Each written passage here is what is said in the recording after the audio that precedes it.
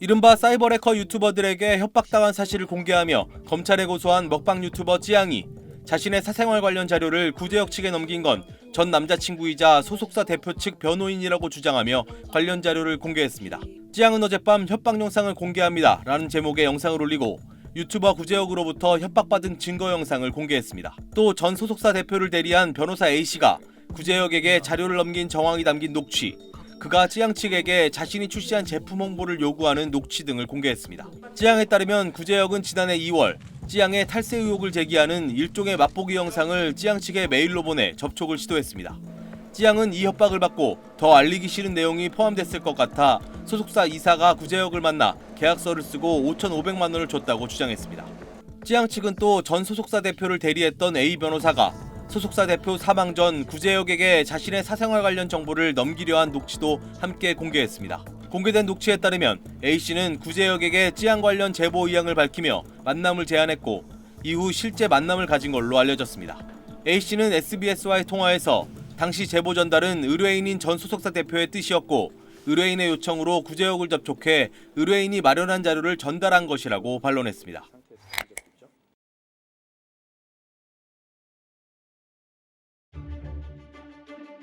검찰이 천만 먹방 유튜버 찌양을 협박해 돈을 갈취한 혐의로 입건된 유튜버 구제역에 대한 강제 수사에 착수했습니다. 수원지검 형사 2부는 18일 경기도 소재 구제역의 주거지 등에 수사관을 보내 관련 자료를 확보한 걸로 전해졌습니다. 이날 압수수색은 구제역에 대한 고발장이 접수된 서울중앙지검으로부터 사건을 이송받은 지 사흘 만입니다. 구제역은 찌양과 전 남자친구 간에 있었던 과거를 폭로하지 않겠다며 그 조건으로 찌양으로부터 5,500만 원을 받아 챙긴 혐의를 받고 있습니다. 구제역은 이 같은 의혹에 리스크 관리를 위한 용역을 먼저 부탁한 건 찌양 측이었고 이에 대해 어쩔 수 없이 용역 계약을 받아들였을 뿐이라고 해명했습니다. 그는 유튜브 채널을 통해서도 단연코 공갈 협박한 사실이 없으며 부끄러운 돈은 단 한 푼도 받지 않았다고 재차 혐의를 부인했습니다. 하지만 찌양 측 변호인은 방송에 출연해 이 같은 주장은 사실이 아니라고 밝혔습니다.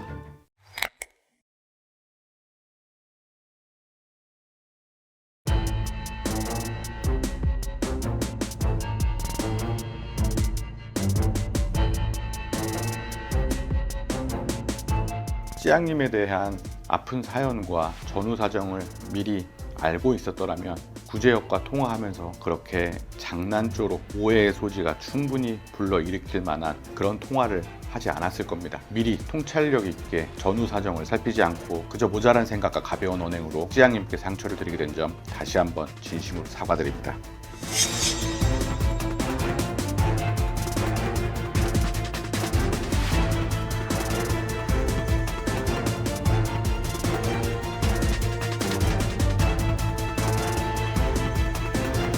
찌양님이 오랜 기간 동안 피해를 많이 받은 피해자라는 건 제대로 인지를 못한 상태에서 결과적으로 2023년 2월 27일에 300만 원을 구제역님으로부터 입금받았습니다.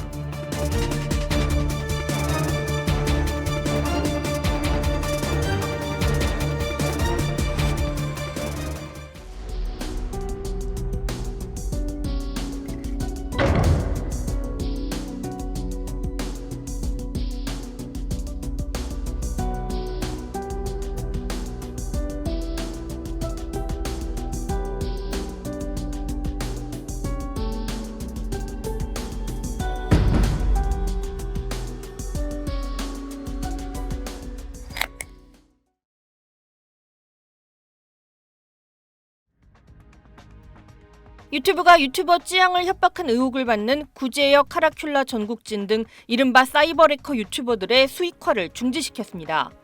유튜브는 타인에게 악의적으로 해를 입히려고 했거나 학대 또는 폭력에 가담하거나 사기 또는 기만 행위에 참여해 실질적으로 해를 입힌 경우 등 유튜브에 업로드하는 콘텐츠 외 플랫폼 안팎에서 부적절한 행위를 한 크리에이터에 대해 불이익을 줄 수 있도록 명시하고 있습니다.